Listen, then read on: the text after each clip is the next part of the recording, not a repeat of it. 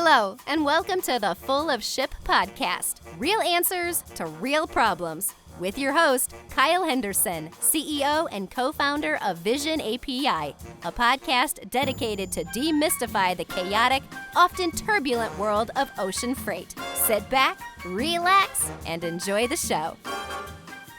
Welcome to the inaugural episode of Full of Ship, a VIZION podcast. We're here to help demystify the chaotic, often turbulent world of ocean freight. Because clearly there are simpler ways of getting things done in supply chain, if you haven't figured that out for yourself already. So please join Tyler and I. I'm the CEO of VIZION and the host of our podcast, Full of Ship. Tyler is my co-founder and CTO here at VIZION. And we're here to give a new generation's take on supply chain, the technology surrounding supply chain, and what's hot today. What should you know about? What should you think differently about? And let's try and keep this as simple as possible. Keep it honest. Conversations about the latest industry developments, how technologies can help us solve for problems, being faced by, freight forwarders, carriers, cargo owners, shippers, vendors, providers, procurement specialists, you name it. If you're thinking about anything digital in this space, we're happy to talk about it. And I'm sure we're going to get on some topics that aren't digital at all, and tangents. I look forward to our tangents.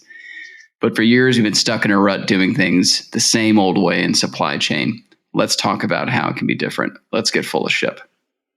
So, breaking out of that comfort zone,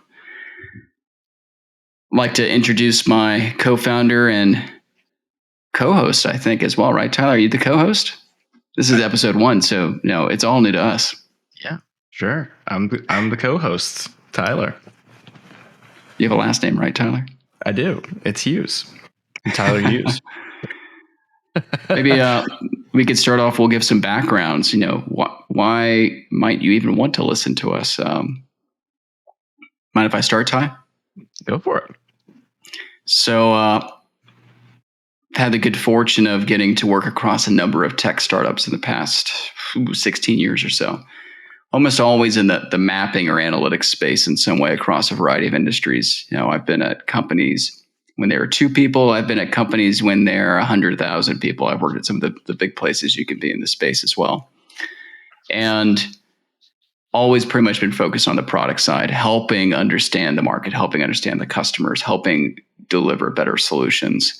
And that's clearly what's led to starting VIZION. We had the wonderful opportunity of getting to work at a supply chain control tower company for a number of years together, and experienced a number of pains around the datascape for international supply chain logistics. And that led us to starting VIZION and led us to starting this podcast. But without further ado, he's, I guess, technically said who you are, but maybe we should introduce Tyler Hughes. Sure. It's Tyler Hughes, other part of the other co-founder here at VIZION, CTO. A little bit of background on me. I've been working with startups for a better part of the last decade, if not, and working in tech for 15, 16 years. For me, it's always been very much a product-focused experience. I've worked as an engineer, I've worked as a product leader, and in many different spaces. Worked in user experience testing, worked in satellite imaging, worked in big data, worked in user acquisition, building those UIs and then the APIs that power them. And I think that's really kind of what led me down the road to starting VIZION up. We, as you mentioned, were building visibility software and needed data to power that. I think underneath any good data source is a good API, and so that's really what inspired us to get things underway. Just looking at the overall mess it was to get connected to carriers, to get connected to the data, to actually make sense of this and make it usable. Was one of the most interesting challenges I had seen in the last 5-6 years of my career. Now totally consumed me, right? And container shipping is, and just freight in general is pretty much all I think about these days in terms of business. Well, cheers to that. And well, I guess without further ado, we should start rolling into this episode of Full of Ship. And in case you didn't catch it, this episode, and I think this podcast, it's all about breaking out of that comfort zone, right? It takes a willingness to absorb and adopt technologies in place of our previous workflows to really create some change in the supply chain logistics space. And it sounds daunting, but it doesn't have to be. It only feels complex as you think of, the enormity of the change. But let's just take it topic by topic. Let's just work through this and create a conversation. So we'll discuss real world solutions to real world problems people are facing in the supply chain space. And we'll try to do this with a truly collaborative perspective. We're open to all the perspectives. We want all the opinions. We want all of the great knowledge and experience thrown in to the conversation so we can find better solutions together. And it's no longer about what it's in it for me. Clearly, it's about what can we accomplish together. That requires not just information sourcing, but an active desire to share information and in real time by all the parties, all the links in the supply chain. Together, let's tear down the walls we're preventing from making informed decisions and impeding our progress. Join us for every episode of Full of Ship by subscribing on your favorite podcast platform of choice. And let's set sail. Full of Ship underway. All right, Tyler, what's our first topic in episode 1? Let's see here. We got notes that help us. Yeah, notes. Those are always good. No, I think, with notes aside, the topic at hand is really the mess that we're all in today. Just the port congestion, trucker shortages, chassis shortages, you name it, shortages. The only thing that is not short is the amount of freight that's actually moving around the world right now. So I think that's the biggest thing on my mind these days is just how crazy things have gotten and how quickly it's really backed up. Yeah, and I was actually just stopping by my parents' home earlier today, was helping them out with something they needed done in the garden. And one of the topics that popped up was Christmas shortages. Like they're looking for things now and they're being told, good luck. Some gifts they're trying to pick out for some family members and things. I thought that was surprising, but just in what is happening right now, I mean, we've been watching it closely since about April 2020, really saying, if COVID is going to have an impact where, people just can't work in the way they had been working before. And, we started seeing really quickly, like e-commerce was filling a need it had not filled before. Like this explosion, especially in North America, explosion in demand for freight. What was it, Tyler? How many like years of growth for e-commerce? I think it was like 10 years of growth happened in 9 months or something like that. That's an amazing ramp up in demand. And a lot of those e-commerce goods, they're coming from overseas for North America. So all of a sudden you had demand far outstrip what the physical infrastructure could actually deliver. I mean, and I think now we're really just seeing what that backup looks like. And people have been talking for months about the vessel sitting outside of LA Long Beach, and that's a site that's actually becoming pretty common at almost every port, East Coast and West Coast right now. It's not just about 80 vessels in LA. It's about 30 vessels in Savannah. It's about X number of vessels up in Seattle, Tacoma, right? Like maybe even Port Rupert up with the land bridge going through Canada. This is an interesting situation today.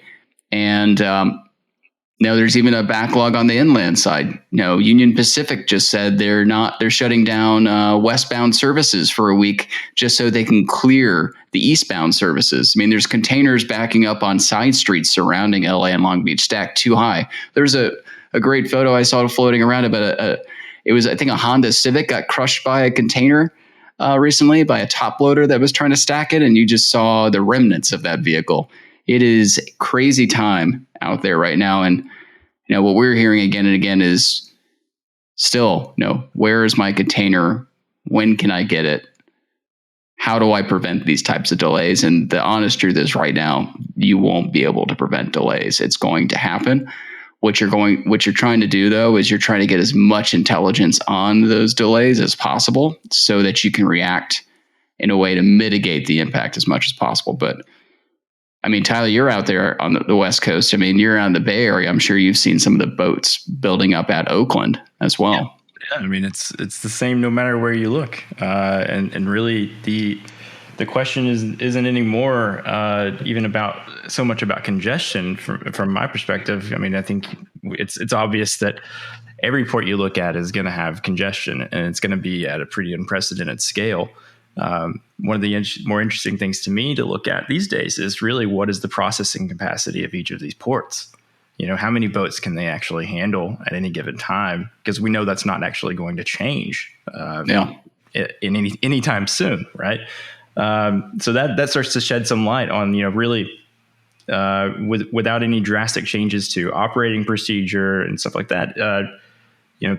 Processing capacity is going to stay relatively static. And so it starts to give you a better idea of, what can we start to expect as things continue to back up? What are some of the steps that we can take to start to alleviate this pain? And I think that's, one of the questions that keeps me up at night now is what are the steps that we can take to alleviate this pain? And then you mentioned expectations, and I hope no one any longer has the expectations of just book your ocean freight and forget about it like it used to be several years ago. Be like, oh, it's going to show up in 4 to 5 weeks. Don't worry about it. We don't need to see what's happening. If anyone's still out there and that's your take, we're here to help. I think you might be feeling some pain, but that being aside, your point's very well taken, because now that ocean containerized freight, regardless of the mode it's moving on, is becoming so challenging and difficult. The need is around information available as soon as possible, because companies are needing to make decisions quickly on strategic level decisions about routing, about vendors, about what ports you work with. How do you want to dynamically reallocate, while goods might be moving, or while the manufacturing process is only halfway completed for those goods you're anticipating.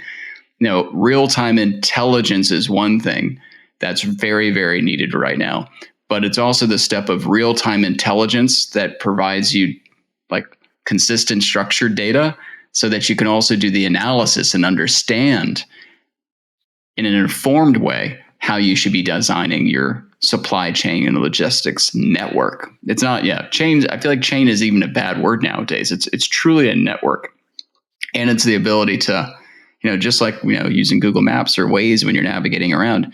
Oh, I encountered a traffic. We found a faster way, rerouting. Why can't we do that yet in supply chain logistics? And I think, from our perspective, people might say you can't do it because, we don't have the people to solve it, or we can't do it because we don't have the technology in place to do it. And well, fundamentally, Tyler and I have lived this problem very, very low level when you think about the information stack. And we know you can't do it because the data won't let you do it. Like the datascape structure is not just infeasible.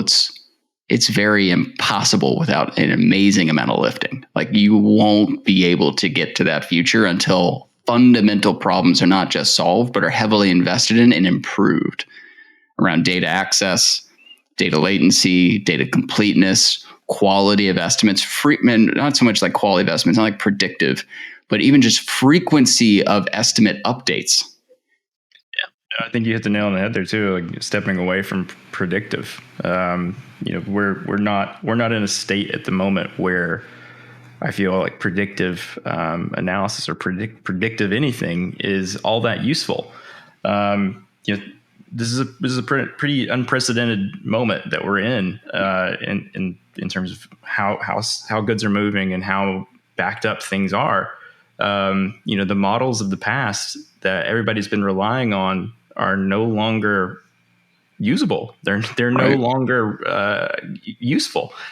So I think the new approach here has to be a little bit of both. I mean, obviously we want to get new models in place. We want to be able to be active and proactive on the data that we're collecting and how that shifts and how that changes over time. But I think the most important thing to remember is that we've got to throw away the last 5 years of info, right? Like not completely throw away, but I get your point. Absolutely not. You don't want to throw it away completely, but never throw away the data. Never. But you have to start to separate. You have to start to disambiguate what is the what were things like when things were normal versus when things started to get crazy. And I think even if you're comparing year over year, just 2020 to now, the data that you would have seen in 2020 doesn't even stack up remotely to what you see today. And I mean, you can see that even in container pricing, right? Like, I mean, just the average, I'm looking at, the global index, and it's fivefold over where to move a container, where it was just this time, 2020. Oh yeah. So, I mean, that's good luck finding an empty container. Well, that's one part of it, and the other part of it is if you got a container, good luck finding a chassis, right? I mean, all the manufacturers that are working on that are completely, at capacity. There's no chance in hell that any new chassis that are not already booked to be built are going to get built this year. That's crazy, but it's true.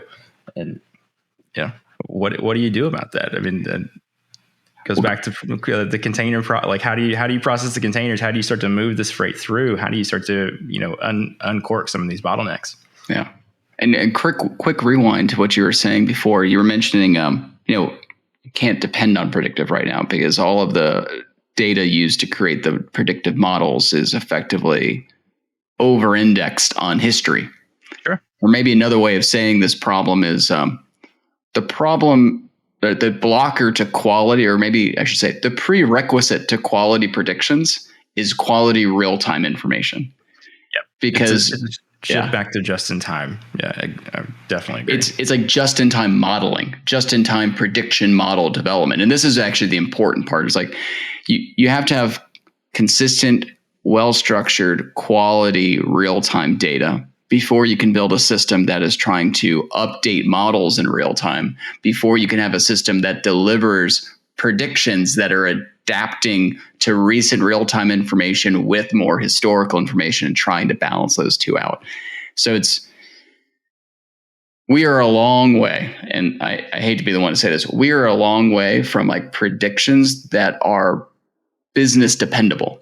What I think people should think of as like the next generation of quality predictions. Don't think of it as like, the AI that's going to tell me what to do. Think of it as how you use the local weather forecast today. I mean, it's kind of funny when you think about it. Actually, the weather forecasting, meteorology as like an industry actually was the creation of machine learning from back in the 60s and 70s. They needed software for machine learning actually came out of the meteorological space, because they were trying to fundamentally take weather data and model what might be the 7-day forecast.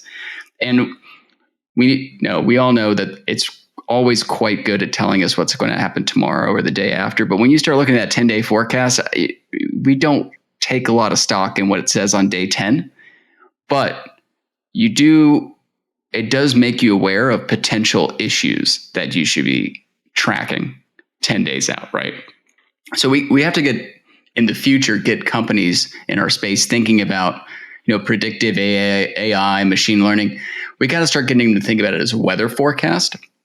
But those weather forecasts won't be any good until we have real-time quality data coming in. Because you got to, comparing it to the weather forecast world, like you go to Wonder Map, this wonderful, it's not just weather.com, you go to Wonder Map, like Weather Underground, Weather Wonder Map. They've taken data from tons of independent individuals' weather stations, and you can go and look at all those on a map as well. And so they're getting amazingly well-structured data fed into them all the time, and they're giving you very detailed updates on forecasts, not just like, is it rainy or sunny, but like forecasting exactly how the weather patterns are moving across like the radar map, forecasting the radar map even. And these are the types of things you can do once you start getting consistent, well-structured real-time data. And that's where we are in the space right now. It's like we're still trying to build near real-time information. Like AIS has been such a help on the ocean side with vessel tracking, but we know the boat's only one part of the overall process, right, Tyler? So it's like, I mean, what do you think the barriers right now are in terms of just getting ourselves to dependable real-time tracking? Dependable real-time tracking. I think, it really does come down a bit to what are the needs of who's looking at the tracking, right?